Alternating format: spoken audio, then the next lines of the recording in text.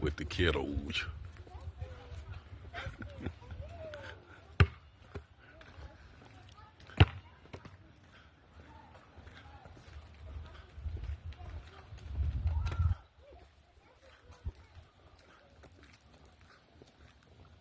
Where do we go from here? Oh, they know.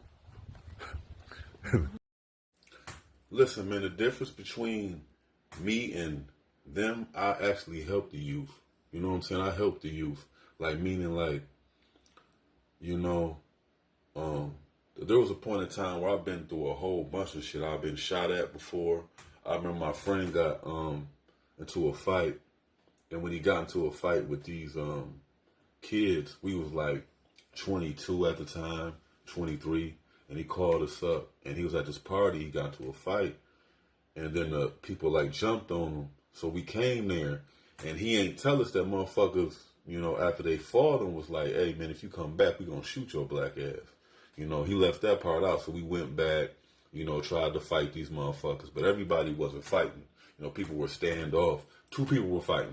Usually it's everybody fighting, but we could feel it in the air that something was wrong, and they all had, you know, guns on them. At least 4 of the 10 light people had, you know, guns on them. And none of us had no guns on us. So we was fighting, end up throwing some blows, people start shooting, we end up running. Another time, you know, I remember one of my cousins got their teeth like knocked out. I was like 23 at the time also, might have been 21, might have been 22. We end up going to this house, I ain't gonna say where it is. We end up going to the house, getting into a fight with the people, knocking out their teeth. My other cousin burnt up the house, and we got away. You know what I'm saying? And they end up pulling the people out the fire that we beat their ass and knocked out their teeth like they knocked out my cousin's teeth. You know what I'm saying? Then there was a time I was 14, you know, years old. And I was rolling with my other friend that I got shot at. So at the time, he had to be 12 or probably 11. We at his house. His cousin pulled out a motherfucking gun on these 2 teenage dudes who was teenagers like we were. He pulls out a gun, steals their walkie-talkies because that's what they had. They had 2 walkie-talkies and they had $20. So he pulls out the gun, he robs them. Like 5 minutes later, police, just know what I'm saying, rush up out of nowhere. Might be not in 5 minutes, maybe even 2 minutes later. We all start running. We ran around the same 3 blocks. We ran around Van Buren, 11th Street, Jackson,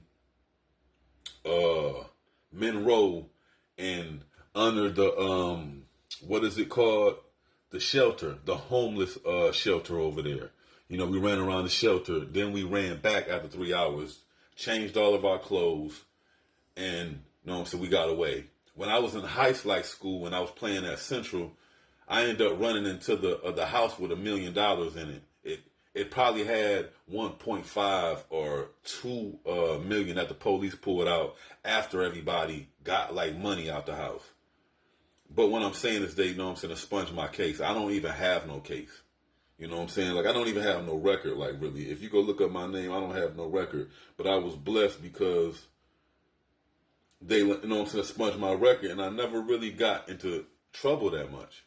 It was just my circumstances. So I always try to give game, like, to the youth. I try to help the kids, or give them clothes, or give them book bags, turkeys, bikes, anything I can help, because I remember I was that. You know what I'm saying? But I was lost. I've been smoking like weed since I was 9 years old. So I was lost. I was trying to do what other motherfuckers was doing.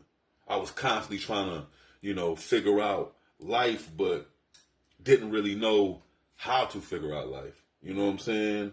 And I had to get away. You know what I'm saying? I got tired of the bullshit. I got tired of fighting, you know, for nothing. We used to be on the block.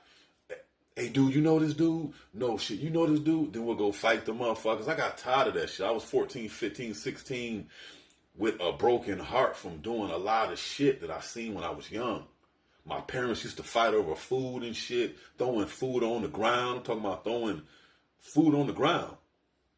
Throwing shit on the ground and constant fights in the house, breaking each other's cars and car windows. But they're good now, and they're great parents, best parents I can ever have.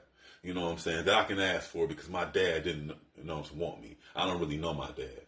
I met my dad one time when I was 9 years old, and my dad came to Baytown, picked me up. I rode to Mississippi with him. My stepbrother my half brother stole my money. Boom, boom, boom. I pulled out a knife on him. Boom, boom, boom. He was bigger than me. I'm only 9 years old. He's like 13, 14. He took my money. I'm like, hey man, give me my money. At age 9, I'm thinking, motherfucker, I can't let you take my money because I don't know none of y'all. I don't know my dad. This person who's his wife, I don't know her. I don't know anybody here. So if I let you take my money, how the fuck I'm going to eat? Because y'all can kick me out on the motherfucking street, I'm thinking. 9 years old, this is what I'm thinking. I don't know none of these people. This is me meeting my dad for the first time, my brothers, my sisters, and this dude, takes my money. I think he's playing because we're wrestling. He's like, no, I'm taking this shit for real. So I pull out a knife. My dad starts talking to me. And he's like, I'm going to say, probably 6 steps away from me. He's by this door and I'm by the kitchen. I'm like, Dad. I said this shit 4 times or 5 times. Once he didn't answer me, I called my mom. I said, yeah, man, pick me up. I'm not even trying to be with this dude. She was like, what happened? I'm like, yeah, I'm not trying to be with him. I was like, come get me. She ended up coming get me because they was in Alabama. That's the first time I met my dad. Other than that, my mama is a good mama, but she had a lot of trauma. So she used to whoop me for eating too much, whoop me for spelling wrong when I was younger. I might not even have, even though my dad stutter, I think I was stuttering more because my mom used to whoop the skin off my ass. I'm talking about beat me anywhere. And my mom used to beat me crucial, fucking beat me with rings on her hand, beat me with motherfucking, a stitching cords, belts, a stitching cord where she leaving whelps on my ass. So I've been through the storm, so I understand the kids. You know what I'm saying? I come from a household that was fighting over ketchup and mustard. We eat too much. We're teenage boys. I come from a household that when I went to Garber, I literally had to go to Garber and come out with white parents when I was in high school. It was Victor King and Bobby Peline, Ken, and the parents, Bobby's, parents I came out with twice. When I was in 9th grade and 10th grade, this is for varsity basketball. I had bad games, and my mama was living out in Exodus, Ville. But I understood because her and my pops was fighting just ridiculously over whatever, slamming shit on the ground, slammed my phone on the ground before because they was arguing. My pops bought me a cell phone, him and my mom, they arguing. I don't know what they arguing about. He tells her, when I slammed his phone, fuck you. I'm thinking, how you gonna slam the phone? This is my shit. This is the shit that you bought me. At least this ain't mine. You should be able to slam it because you bought it for me. But you bought me a phone. They bought me a phone when I was probably 14, 15. They're here's my first phone. He grabs my shit, throws it on the ground, breaks it. Boom. I'm like, yeah, this shit weird.